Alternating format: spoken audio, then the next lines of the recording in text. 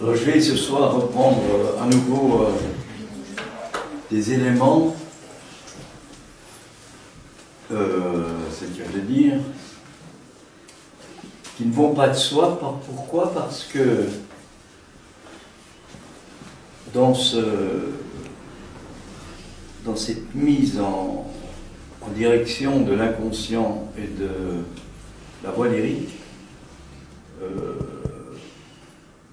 il importe, pour avancer véritablement,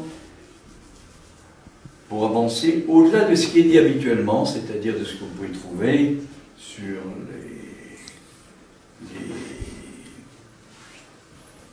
les maîtres qui forment des chanteurs, étant psychanalyste,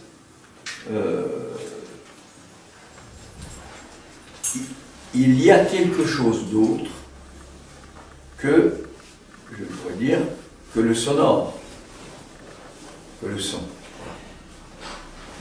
La voix ne se réduit pas au sonore, et même, alors la voix comme objet pulsionnel, c'est justement quand le sonore défaille. Donc, et pour un psychanalyste, effectivement, l'important, c'est la quête d'un objet pulsionnel.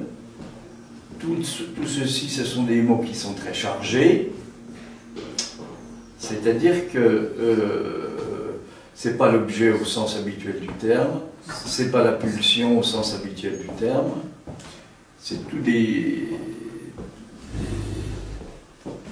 références qui sont conceptuellement, enfin c'est pas des concepts, hein. C'est quelque chose qui peut,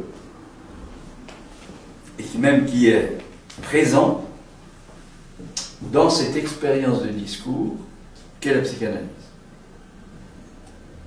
Et j'ai bien dit le mot discours avec Lacan, parce que c'est ça qui, surtout je pense actuellement, je dirais de plus en plus, il ne s'agit pas de défendre la psychanalyse, parce que ça c'est une expérience de discours du maître, notamment, hein, ou de l'être. Il ne s'agit pas de la défendre, parce qu'il n'y a rien à défendre, tout simplement. Voilà, il n'y a rien à défendre du tout. Comme je vous le disais la dernière fois, l'inconscient est, sans qu'on puisse dire ce qu'il est. Ce que l'on peut dire avec Freud. Freud a notamment présenté au début dès le début de ses publications, après avoir travaillé avec quelques patients, présenté ce qu'on appelle les 5 psychanalyses, où il essaie de dire quelque chose sur ce qu'il en est de l'inconscient, propre à tel ou tel. Et là, on voit bien que c'est dans la singularité que se jouent les choses, et non pas dans quelque chose qui serait une technique, dans laquelle il y aura à rentrer. Donc l'inconscient, il est, on ne peut pas dire ce qu'il est, parce qu'il est insaisissable, et on peut dire ce qu'il en est dans tel ou tel cas. Mais dire aussi que l'inconscient est, c'est aussi une hypothèse, c'est-à-dire une supposition. C'est-à-dire qu'on peut très bien dire que l'inconscient n'est pas. Voilà, tout simplement. Ce que ne se prive pas de dire beaucoup je dirais même de plus en plus,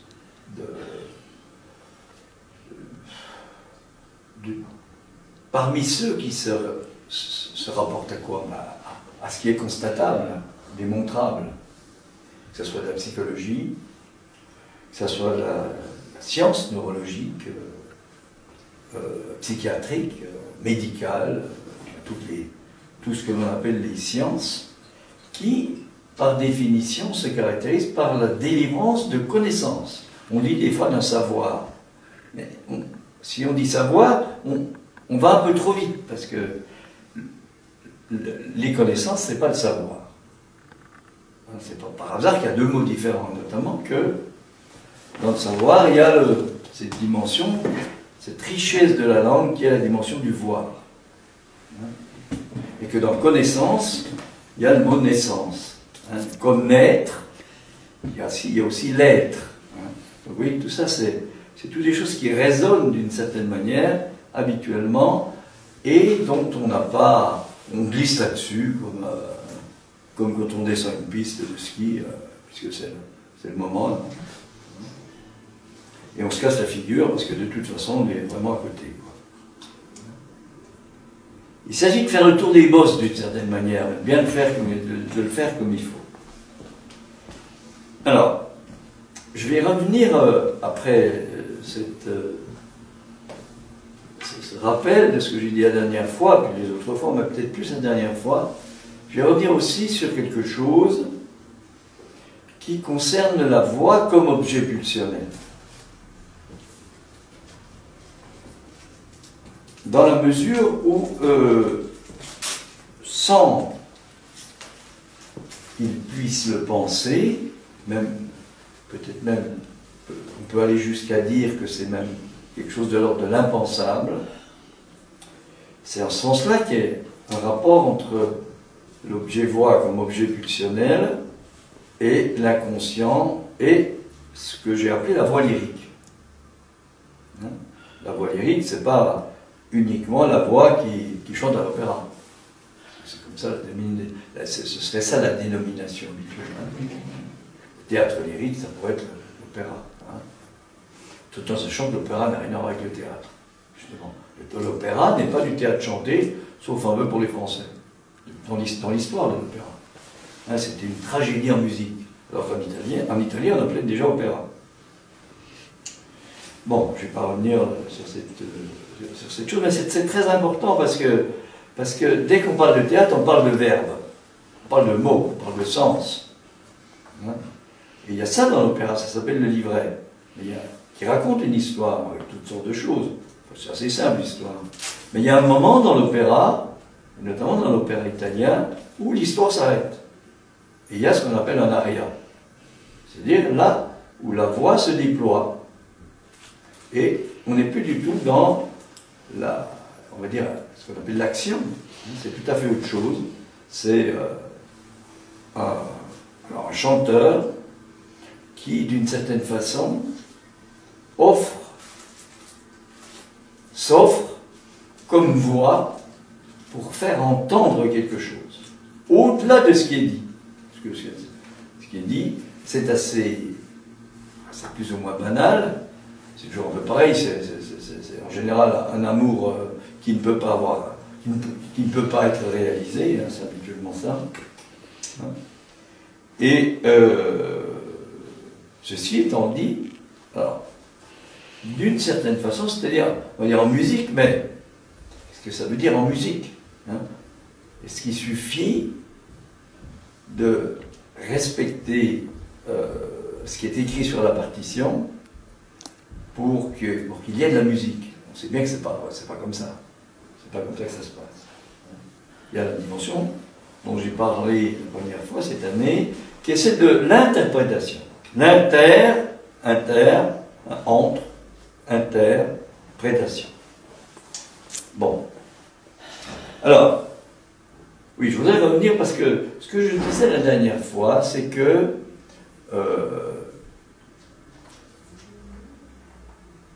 lorsqu'on essaie de se frotter ce dont j'essaie de parler, parce que c'est comme toute chose. Il y a au moins deux façons de parler de quelque chose. On peut en parler comme ça parce qu'on a lu, parce qu'on a pensé, parce qu'on se réfère à quelqu'un qui a dit que... Bon, c'est habituellement ce qui se passe, c'est ce qu'il faut faire si vous faites un travail universitaire, etc. Bon. Ça ne veut pas dire qu'il faut parler de soi, de sa vie. Mais il y a un autre mode, et ça c'est effectivement, je crois, l'expérience de discours qu'est la psychanalyse qui peut nous permettre de l'approcher. Il y a un autre mode qui est non pas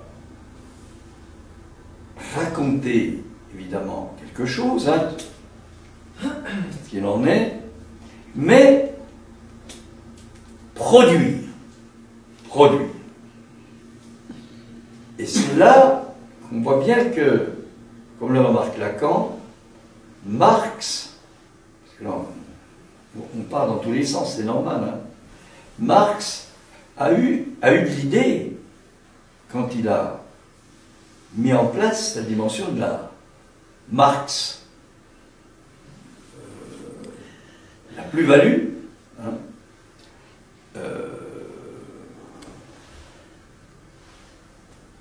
parce que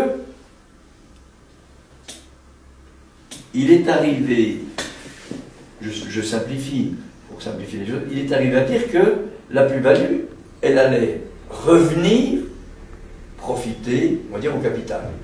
C'est dans le capital qui dit ça. Alors que il touche quelque chose qui a la dimension d'un plus. Le génie de la langue nous dit que plus, PLUS, c'est aussi bien plus que plus. Hein? Ça dépend comment c'est livré, cette affaire-là. Alors que c'est la production de la plus-value, en fait, ce que l'expérience du discours de la psychanalyse, quelle psychanalyse démontre, ce que l'inconscient, on pourrait dire, que c'est insaisissable, démontre, c'est que la plus-value, elle revient au producteur et non pas au capitaliste. Ou à l'ouvrier, on va dire. C'est l'ouvrier ou l'employé qui bénéficiera de la plus-value. Alors que le capital, le capitaliste, hein, ne peut pas en bénéficier. Autrement dit, vous voyez que, et dans ouvrier, il y a le mot d'œuvre, d'œuvrer, de mise en œuvre, de mise en mouvement. Hein. Il faut sortir du sens courant habituel. Hein, c'est comme l'employé, c'est pas forcément quelqu'un qui ploie. Hein, j'aurais pensé à ça, mais il faut se demander si l'employé, c'est pas quelqu'un qui ploie. Un jour, là, quand on dit, de toute façon, vous êtes tous des employés. Ben oui, c'est ça qu'il voulait dire, personne n'a rien compris, quoi. Il ployait devant lui. Quand il leur demandait, posait des questions à la vie, personne n'osait l'ouvrir. Ils étaient à genoux devant. Bon. Eh bien, toute la question, c'est ça qui se joue on pourrait dire dans cette expérience de discours que la psychanalyse. En fait, évidemment, on n'en a aucune idée. Hein, quand on parle, quand on est ce qu'on appelle analysant. Quand on ne va pas bien, puis on vient parler de sa souffrance. Mais ce qui est en jeu, en fait, ce qui est dans le coup, hein, c'est le fait que, parlant, quelque chose peut, non pas être découvert, ça c'est l'archéologue, ça. Hein. C'est une métaphore qu'utilise Freud à un certain moment, hein, parce que Freud il démarre, il part depuis le début. Hein. Mais en parlant, quelque chose peut être produit. Non pas parce que parler, ça fait communiquer, c'est pas ça. Hein. Bien sûr que parler, ça permet de communiquer, évidemment. Hein. Vous savez ce que je pense de ça, communiquer, c'est mettre quelqu'un dans sa boîte. Hein. Et puis l'autre, il fait pareil. Donc c'est pour ça que ça ne va pas. Bon, parler, c'est produire quelque chose qui est au-delà de ce que l'on veut dire. Quelque chose qui passe, alors par où? C'est la mise en jeu de l'objet-voix pulsionnel. Ça a été bien mis en place par notamment Lacan, mais de façon très réduite. Il a beaucoup plus développé le regard comme objet pulsionnel. Parce que Lacan était beaucoup plus attiré, il avait une sensibilité, je pense qu'il était beaucoup plus attiré du côté du regard. Hein? Il a un peu parlé de musique, très peu, parce qu'il n'était pas là-dedans, on peut pas être... Je crois d'ailleurs qu'on ne peut pas être dans les deux, c'est l'un ou l'autre, en général. Enfin, c'est du moins ce que Chopin disait à Delacroix, Chopin, lui, donc, il était dans la dimension du son, enfin du son, de cette pulsion-là. Hein. Si on part du fait que finalement tous les instruments de musique sont des instrumentalisations de la voix humaine, eh bien Chopin, joueur du piano, d'une certaine façon, faisait entendre quelque chose de la voix. On va essayer de dire un peu plus sur ce qu'est cette voix, puisque c'est autre chose que celle qui peut s'enregistrer. Et Delacroix, lui, était un peintre, donc il avait une sensibilité, bien sûr, celle du peintre, hein, mais aussi une certaine sensibilité à écouter la musique. Et je crois que Chopin était assez catégorique là-dessus. Bon, je serais aussi assez finalement, on n'est pas fini, hein, de toute façon, donc tant mieux. Hein. J'ai toujours de l'espoir de faire de la création si on n'est pas fini. Si on était fini, ben, hein, ce serait justement fini, terminé. Quand c'est fini, c'est fini. Bon, alors, cette expérience de discours, qui est aussi celle, alors c'est là que j'avance des choses qui ne sont pas canoniques, pour reprendre des termes comme ça, sacrés, hein, qui ne sont pas canoniques, qui ne sont pas très catholiques. D'un autre côté, on peut le dire aussi comme ça. Hein, ils ne sont pas orthodoxes.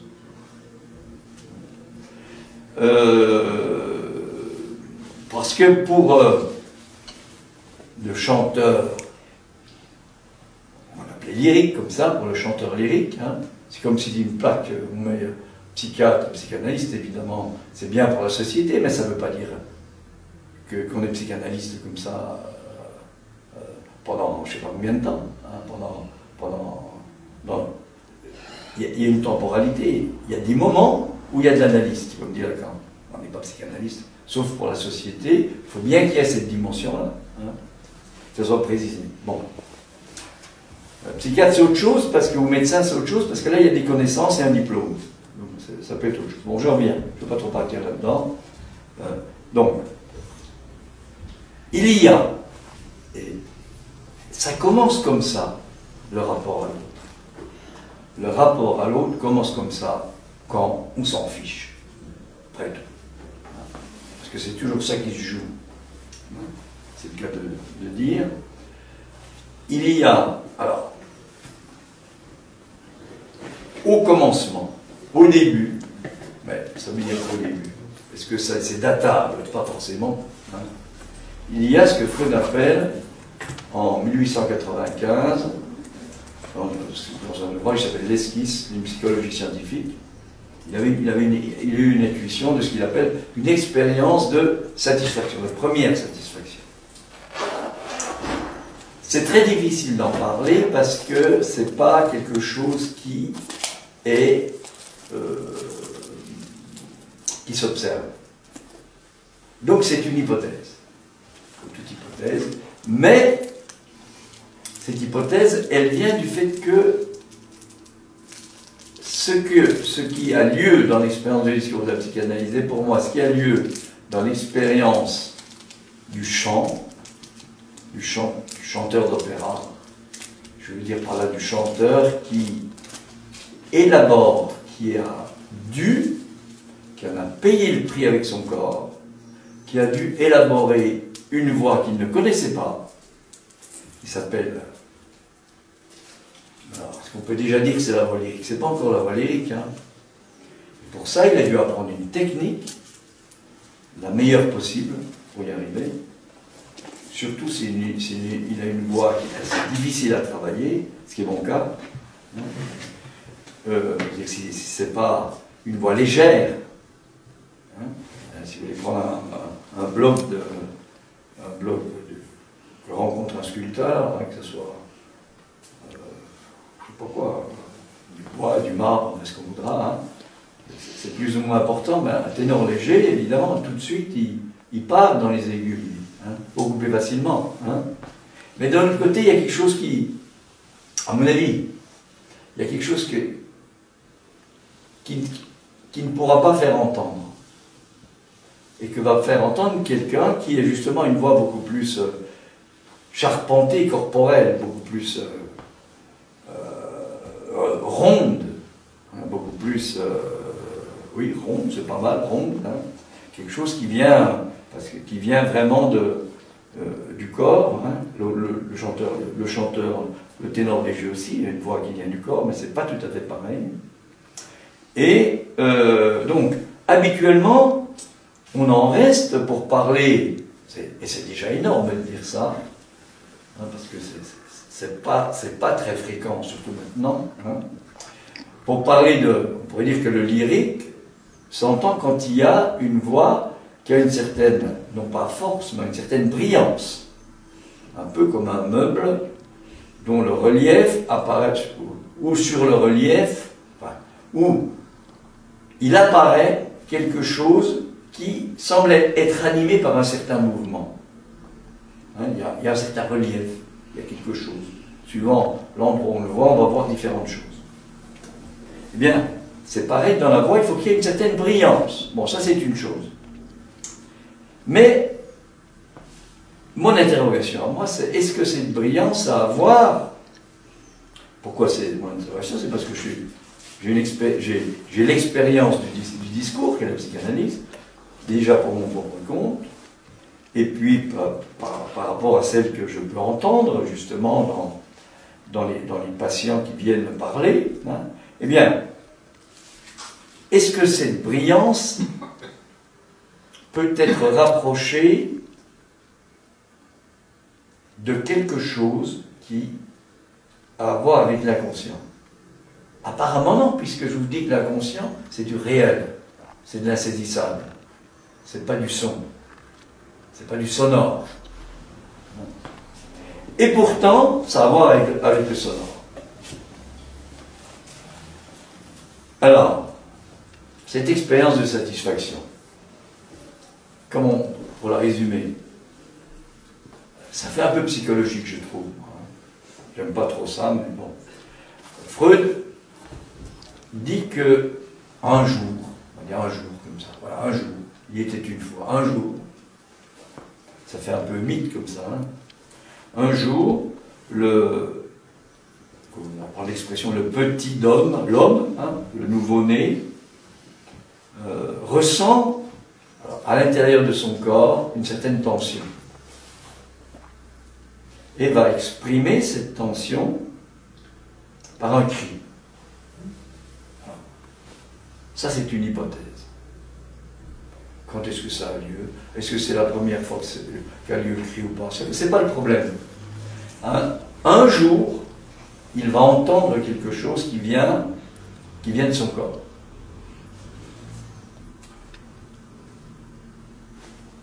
Et immédiatement, du fait qu'il l'a entendu, il y a quelque chose qui est, on peut même pas dire mémorisé, parce que qui est, je ne sais plus quel terme dit Freud, mais qui est en quelque sorte imprimé, enfin je ne sais pas les termes qu'il dit Freud, bon c'est pas le problème. Il y a quelque chose qui est inscrit, voilà, qui est inscrit. Mais pas inscrit dans le sens, hein, parce que justement il n'y a pas de sens pour lui. Ce qui va se passer, c'est que, alors là on arrive à l'entrée, c'est que ce cri va être entendu par, en général c'est la mère, c'est-à-dire par une incarnation du langage. Une incarnation du langage, une présentification du langage. Et la mère va immédiatement donner du sens. C'est-à-dire qu'elle va dire quelque chose, rentrer dans, on va dire, le livret de l'opéra, donner du sens. Et ce sens qui est donné par la mère va constituer une interprétation lorsque, pour la seconde fois, l'enfant va émettre à nouveau un cri. C'est-à-dire qu'il aura perçu que pour l'autre, ce cri, ça veut dire quelque chose, ça veut dire ça. Voilà. Et là, on part directement dans l'aliénation qui va être la parole. La parole est une aliénation puisque ça démarre comme ça démarre sur le fait que, ça démarre sur le sens que donne l'autre. À partir du sonore. Donc, à partir de ce moment-là, vous voyez que la supposition de départ, elle est à jamais mise, on pourrait dire mise à mort, disparue. Elle disparaît. Peu de souvenirs, plus rien du tout, parce qu'il n'y a pas de souvenir en plus. Il y a une inscription quelque part. Qu'est-ce que ça veut dire une inscription? C'est-à-dire un certain réel qui est, c'est pas le réel, c'est pas la réalité au sens commun, hein. C'est pas le réel au sens commun du terme. Il y a quelque chose là qui n'a jamais disparu. Et on pourrait dire que, c'est évidemment, enfin, ça me vient comme ça, on pourrait dire que la pulsion de mort, là, elle se marque d'emblée par le fait que, pour accéder à la parole, ce qui est important, c'est pas mort, hein, c'est le mot pulsion. Hein. Pour accéder à la parole, il faut que un silence définitif, mais pas si définitif que ça, soit porté sur cette hypothèse-là. Et mon expérience qui m'est arrivée un jour, en écoutant le cri de Don Juan, d'une part, mais aussi ce qui je pense, me pousse à produire, voilà la production, à produire à partir du corps quelque chose qui passe par le sang. C'est la quête de ce quelque chose qui est à jamais perdu. C'est-à-dire que ce cri-là, cette voix, on pourrait dire, particulière, primordiale, qui en fait devient du silence, hein, parce qu'il n'y a aucun souvenir de ça.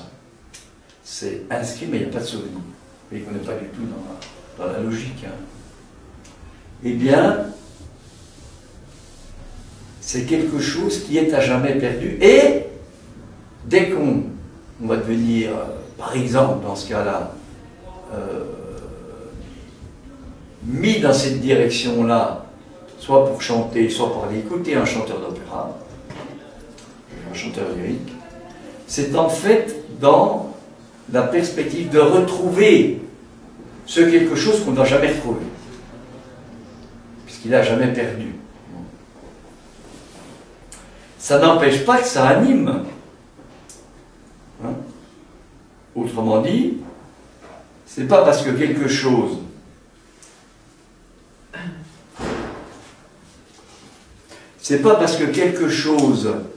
est perdu que ça n'anime pas. Au contraire. Au contraire. Alors, ça ne veut pas dire non plus qu'il faut frustrer pour que ça marche, parce que ça ne marche pas comme ça. Hein.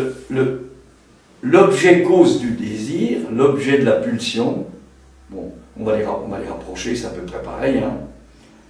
C'est ce autour du quoi on n'arrête pas de tourner dans cette quête particulière. Et pour arriver à tourner autour, alors là on en arrive à autre chose, là on revient dans le sens habituel, il faut bien effectivement élaborer cette voie sonore particulière qui va produire ce plus qu'est le brillant, ou qu'est le mordant chez le baryton par exemple, qui est le brillant chez le ténor. Autrement dit, on retrouve là ce que Lacan a élaboré, c'est-à-dire deux types de jouissance. On est dans la jouir, il s'agit d'ouïr, mais pas du sens. Hein. Quand Lacan écrit jouissance, il écrit J''OUI tréma E, tiré, plus loin, sens, S-O-N-S.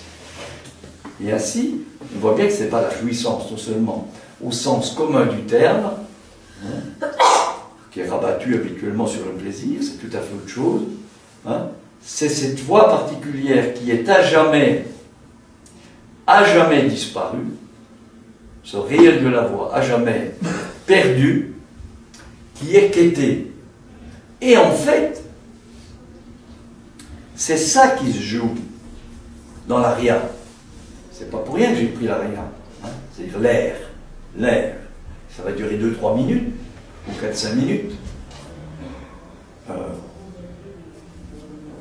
Et ça vient, un peu comme une séance, si vous voulez, hein, et ça vient ponctuer quelque chose dans un opéra. Dans un opéra, il y a 2, 3, 1, 2, 3, 4, 5 arias. 5, c'est beaucoup. Souvent, il y a 2, 3 arias. C'est tout. Et il est classique de dire que il y a déjà un certain nombre d'années, en Italie, parce que je me réfère évidemment à l'opéra italien essentiellement, les Italiens allaient à l'opéra pour entendre l'aria, notamment quand c'était les castrats. Notamment pourquoi les femmes, le panthéon, les femmes, elles tombaient dans les pommes, elles ne se parlaient complètement. Donc, et puis autre temps, ils discutaient. Pendant l'histoire, l'histoire c'est toujours pareil, c'est l'amour contrarié, etc. Alors, ça ne veut pas dire que quand on chante un aria, il n'y a pas à prononcer les mots de façon à ce qu'ils soient distincts, qu'on comprenne un peu les mots, parce qu'il y a un génie de la langue, il y a le génie de la langue qui passe dans les mots. Et c'est différent en italien, en français, en allemand, en anglais par exemple. C'est complètement différent. C'est pour ça que c'est assez difficile de chanter dans une langue qui n'est pas sa langue, je dirais, maternelle, au sens maternel, au sens commun du terme. L'Italie, en plus, en italien, il y a l'accent tonique, toutes sortes de choses. On roule les airs, etc. Or, il y a un problème, qui est le suivant, c'est que plus on monte vers les aigus, plus les voyelles se font entendre différemment, ou font entendre différemment, ou font entendre un son qui n'est pas celui qui est habituellement émis. Un A, quand on est dans les aigus, devient O. C'est-à-dire qu'il faut penser haut, et ça dépasse complètement ça, c'est-à-dire que celui qui entend, il entend quelque chose qui est entre le A et le O. Mais il faut penser haut. Hein? Donc, on en revient au fait que